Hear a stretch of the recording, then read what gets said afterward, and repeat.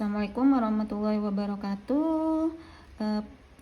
Perkenalkan teman-teman, saya salah satu bidan desa di salah satu kabupaten di Jawa Timur. Saya mau memperkenalkan sebuah aplikasi yang bisa mempermudah kerja kita sebagai bidan desa. Teman-teman tinggal download aja, ini namanya PWS KIA Mobile. Teman-teman bisa mendownloadnya di Play Store. Saya tunjukkan ya, di sini kita cari PWS KIA Mobile. Jadi PWS KIA-nya disambung ya, PWS KIA Mobile. Nah, di sini yang bertanda merah. Jadi warnanya merah ya. Jadi di sini tulisannya PWS KIA Mobile. Teman-teman tinggal klik.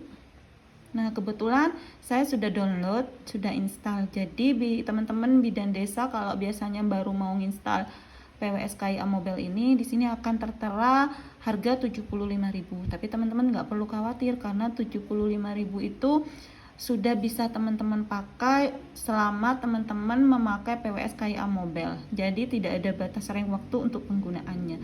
Misal teman-teman mau ganti HP nih, kebetulan HP-nya rusak atau hilang, kemudian mau ganti HP, yang penting teman-teman masih ingat dengan alamat emailnya teman-teman. Jadi PWS KIA Mobile ini akan otomatis terinstall di HP yang baru. Nah, kalau sudah seperti ini, sudah terdownload, kemudian kita buka. Nah, tampilan depannya akan seperti ini. Namanya aplikasi PWS KIA Mobile. Teman-teman bisa skip.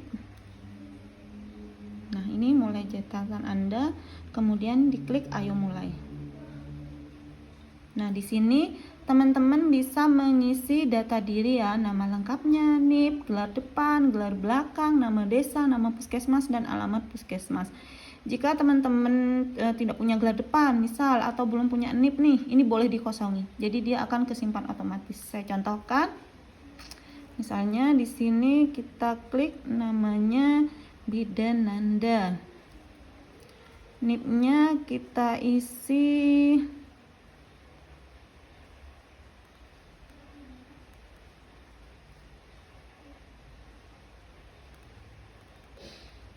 Nah, misalnya gelar depannya nggak punya, jadi kita kosongi. Gelar belakangnya, misal ahli media kebidanan.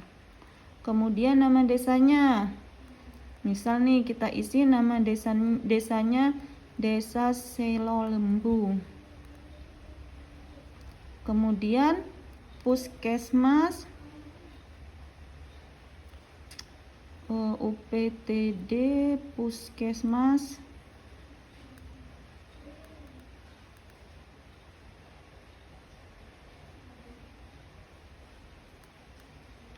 Antri. Saya kasih contoh ya. Kemudian alamatnya puskesmasnya di mana? Misal Jalan Sawo Jajar nomor 9. Kalau sudah terisi semua, kita simpan. Nah, setelah kita simpan data diri kita, kemudian di sini akan diminta list dusun. Misalnya teman-teman bidan desa punya data dusun 13 desa. Silahkan teman-teman bidan desa diinput semua. Jadi sesuai jumlah desa dusun yang ada di desa masing-masing. Jadi misalnya dusunnya ada 9, ya silahkan diinput berdasarkan nomor urut yang ada di desanya. Jadi misal saya contohkan di sini. Jadi di menu paling bawah itu pojok bawah ada tanda plus ya. Jadi nggak perlu bingung, nanti kita klik aja tanda plusnya. Kemudian di sini akan muncul menu tambah dusun. Kita isi misalnya dusun Kerajaan. Kita kasih nomor urut 1, kemudian disimpan. Nah, nanti dia akan muncul nama kerajaan dengan nomor urut 1. Misal kita tambah lagi dusunnya. Dusun Utara Jembatan. Kita kasih nomor urut 2. Kita simpan. Nanti dia akan muncul. Jadi misalnya teman-teman bidan desa punya dusun ada 13, jadi dia nanti akan mengurutkan berdasarkan nomor urut. Kemudian kalau sudah kita lanjut ke menu selanjutnya. Nah, di sini di tampilan depannya akan muncul menu pencapaian. Jadi di sini ada menu pencapaian, menu indikator, dan ada menu lainnya. Untuk menu pencapaian, jadi di sini ada pencapaian ibu, ada pencapaian KB, pencapaian anak, dan pencapaian imunisasi. Jadi teman-teman bisa menginput menu capaian sesuai dengan kebutuhan teman-teman. Misal mau menginput menu capaian K1 ibu hamil. Jadi bisa menginputnya di menu capaian ibu. Kemudian di sini ada menu indikator, ada menu indikator ibu, KB, anak, dan imunisasi. Jadi di sini akan tampil, oh ternyata menu indikatornya ada indikator ini untuk ibu, ada K1, K4, sampai dengan pelayanan ibu nifas. Begitupun dengan pelayanan indikator KB, anak, dan imunisasi. Jadi dia otomatis akan muncul indikator apa saja yang dibutuhkan oleh bidan desa. Nah, kalau sudah, yang pertama harus kita lakukan setelah pengisian dusun yang tadi adalah menginput data sasaran. Data sasaran ada di menu lainnya di paling bawah sendiri. Kita klik menu sasaran. Nah, kita isi, misal kita mau ngisi tahun 2025. Jadi kita klik tahunnya 2025. Kemudian kita input sasarannya. Biasanya data sasaran ini kita dapatkan di awal tahun ya, biasanya dikasih oleh puskesmas untuk data sasaran per desa dan per dusun. Jadi data sasaran yang diminta di sini adalah sasaran per dusun ya, bukan per desa. Tapi data sasaran per dusun dari desa teman-teman. Jadi kita inputkan, kita ada tanda plus di pojok kanan bawah. Kemudian kita tambahkan, di sini kita klik dusunnya.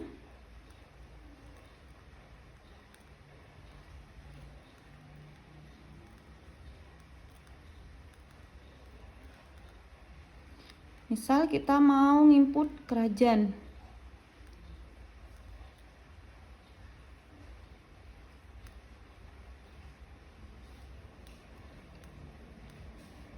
Nah, di sini akan keluar kerajaan.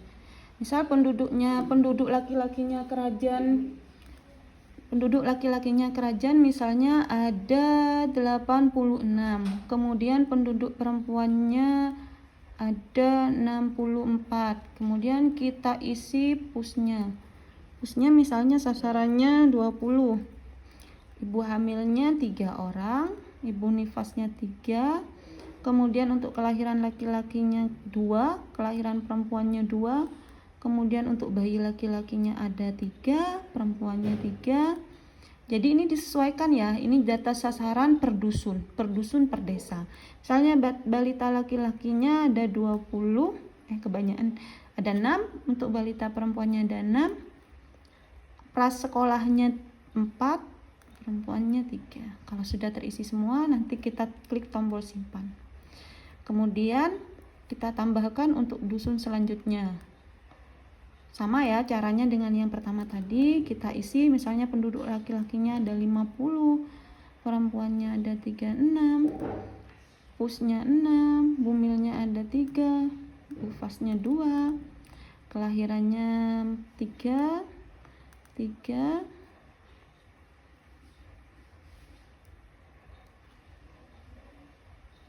Kita ulang ya. Pusnya 5.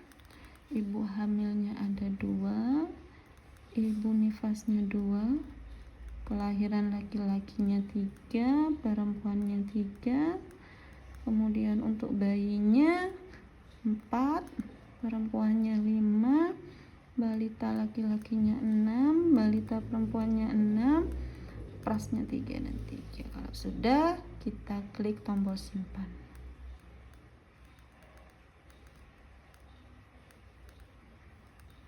Nah, kalau sudah, kemudian kita kembali, tinggal kita isi menu pencapaian. Misal nih, saya mau ngisi menu capaian untuk ibu hamil. Jadi kita klik pencapaian ibu. Kemudian klik tombol tambah. Kita klik dusunnya. Misal kita klik utara jembatan, bulannya Januari. Indikatornya tinggal dipilih ya. Indikatornya misalnya K1 ibu hamil. Nilainya 1, umurnya 26. Nah, dia periksanya di mana? Di Ponkesdes nih. kemudian disimpan. Nah, kita lakukan hal yang sama. Misalnya teman-teman, ternyata bulan Januari jumlah ibu hamilnya yang periksa ada 6 dan dusunnya dusun mana aja, tinggal diinputkan aja berdasarkan jumlah dan jumlah dusunnya. Jadi ini saya contohkan untuk dusun Kerajaan dan Utara Jembatan. Indikatornya K1 ibu hamil, nilainya 1, umurnya 30, periksanya di BPS nih atau BPM, kemudian kita simpan. Nah, di sini tampilannya akan keluar di mana aja K1-nya dia berperiksa, terus dusun mana aja. Jadi tampilannya akan keluar di Utara Jembatan, ada 1 di bulan Januari tahun 2025. Kemudian misalnya teman-teman sudah nih, pencapaiannya sudah input semua, mulai dari pencapaian ibu, pencapaian anak, pencapaian KB dan imunisasi. Pengen tahu nih grafiknya. Biasanya kan teman-teman bidan desa itu tiap bulan diminta untuk grafik ya, biasanya untuk melihat tren atau capaian tiap bulannya. Jadi teman-teman tinggal cari menu di menu awal tadi. Jadi menu grafik ada di paling bawah. Jadi di sini kan ada menu home, ada grafik, menu laporan, info, dan data diri. Jadi misalnya teman-teman pengen tahu nih grafiknya, trennya di bulan Januari, tinggal klik grafik, tombol grafik di paling bawah sendiri ya. Nah, terus kita klik misalnya pencapaian ibu, karena tadi kita kan ngeklik pencapaian ibu. Diklik misalnya kita maunya bulan Januari, pengen lihat nih tren grafiknya bulan Januari. Jadi bulan Januari 2025 kita klik, kemudian diklik menu print. Nah, biarkan dia menampilkan. Nah, di sini akan muncul grafiknya. Jadi grafiknya sudah terlihat ya. Nah, kenapa di bawah ini yang grafik K4 ibu hamilnya kosong? Karena tadi kita kan memberi contohnya inputnya hanya di K1 saja. Tapi kalau teman-teman bidan desa sudah mengisi atau menginput semua indikator, di sini akan muncul nanti trennya tiap bulan, naik turun, terus pembandingan kumulatifnya akan muncul. Kayak gini ya, jadi contohnya K1, dia akan muncul. Oh, ternyata yang keisi dusun Kerajaan dan dusun Utara Jembatan, karena ada 2 dusun, jadi perbandingannya hanya 2 dusun. Kemudian nanti dia akan muncul trennya naik atau turun atau tetap, jadi akan muncul di sini. Misalnya teman-teman mau ngeprint nih, mau ditampilkan di dinding, jadi teman-teman tinggal ngeprint aja, misalnya ukurannya nanti ukuran kertas HVS atau legal, jadi tinggal diatur aja, tinggal di print. Tapi kalau teman-teman nggak mau ngeprint, hanya mau di save aja, ini sudah nanti bisa disimpan dalam sebagai PDF, jadi tinggal diklik aja, disimpan sebagai PDF. Jadi dia akan otomatis tersimpan di HP teman-teman. Nah, itu untuk grafik ya. Jadi sama ya, nanti misalnya teman-teman butuhnya nih grafik imunisasi. Jadi teman-teman tinggal balik aja back. Kemudian nanti teman-teman tinggal pilih di sini. Di sini kan ada pencapaian imunisasi, ada pencapaian anak, pencapaian KB. Jadi teman-teman tinggal menyesuaikan butuh grafiknya di bagian yang mana. Jadi misalnya tadi pencapaian ibu, jadi tinggal klik pencapaian ibu, kemudian diklik bulannya, tinggal diklik menu print. Jadi dia otomatis akan tampil nanti grafik, menu grafiknya. Sedangkan untuk laporan, misalnya teman-teman butuh nih laporan, pengen tahu nih laporannya, pengen lihat bulan ini, bulan lalu, kumulatif. Jadi teman-teman tinggal klik menu laporan di bawah sini. Menu laporannya diklik. Kemudian caranya sama kayak grafik tadi. Jadi diklik pencapaian ibunya, bulannya, bulan Januari 2025. Misalnya teman-teman mau lihat yang Maret, tinggal diklik aja maunya bulan apa. Kemudian diklik di sini print. Nah, nanti dia akan muncul format laporan seperti ini ya.